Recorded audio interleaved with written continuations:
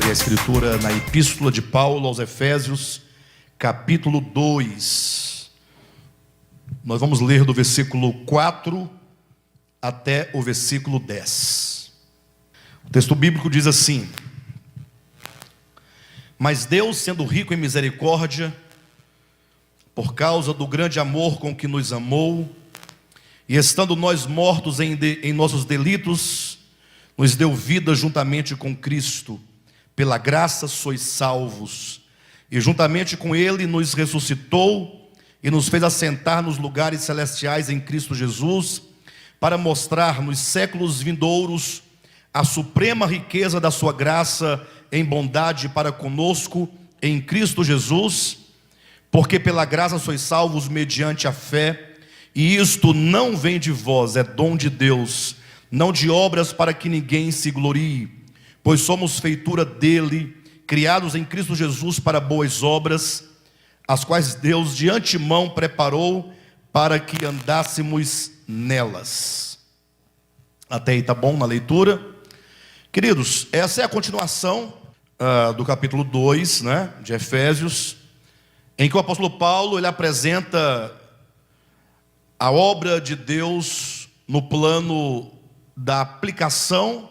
Ou melhor, ele mostra a aplicação do plano de Deus no âmbito da experiência humana. Ou seja, como nós já dissemos aqui em outras mensagens, o capítulo 1 constrói uma perspectiva divina, a partir da eternidade. Ao passo que no capítulo 2 é como se Paulo, ele agora estabelecesse um horizonte da experiência humana, para mostrar como que o plano divino apresentado no capítulo 1, ele se cumpre então na experiência humana. Portanto, é uma perspectiva temporal do propósito, ou do supremo propósito divino.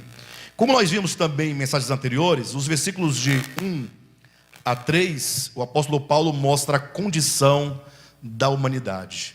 É como que ele fizesse toda uma descrição de todas as faculdades humanas sob as trevas do pecado, como ele diz, estando nós mortos em delitos e pecados. E ele descreve, portanto, como é que nós andávamos sob a sedução, sob o engano, sobre a influência, a exousia do príncipe da potestade do ar, no nosso entendimento, no nosso coração.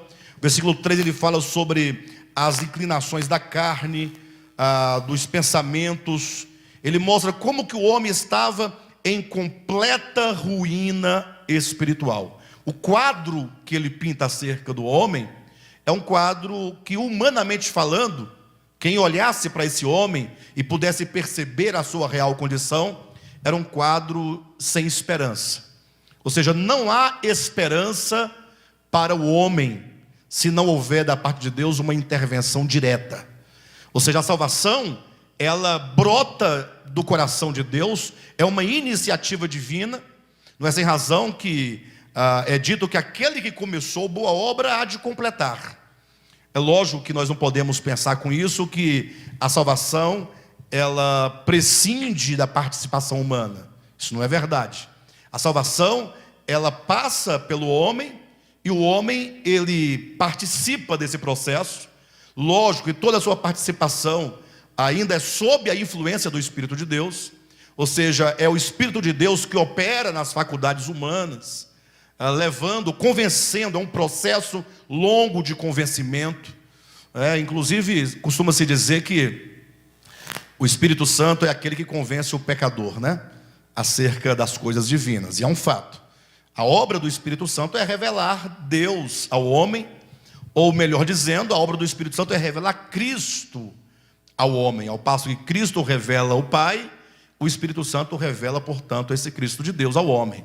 Então, costuma-se dizer que o Espírito Santo é aquele que convence, no sentido de que é ele que leva o homem a perceber a realidade da verdade que é Deus e da verdade que é Cristo. Daí, a partir desse pensamento que nasce corretamente, de que é o Espírito Santo que realiza essa obra, os crentes, de uma maneira geral, costumam dizer que eles foram convencidos pelo Espírito Santo e que, portanto, agora cabe ao Espírito Santo convencer os incrédulos, E quem são os incrédulos na visão dos que dizem assim? Ora, qualquer pessoa que não seja da sua religião, né? Que não seja da sua igreja, sobretudo do seu segmento de fé.